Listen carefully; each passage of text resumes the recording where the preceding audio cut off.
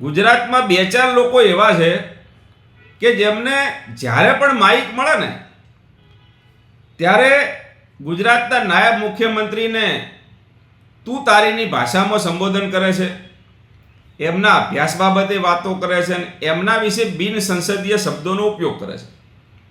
હવે આ લોકોને મારે એટલું જ પૂછવું છે કે ભાઈ હર્ષ સંઘવી કોઈ સુરતની અંદર રિવોલ્વરના ભડાકા કરીને ચૂંટણી જીત્યા છે કે એમને મુખ્યમંત્રીના કાને બંદૂક રાખીને મંત્રીમંડળમાં સ્થાન મેળવ્યું છે? એટલે તમારી પાસે નોલેજ ન હોય તો કંઈક વાંચો.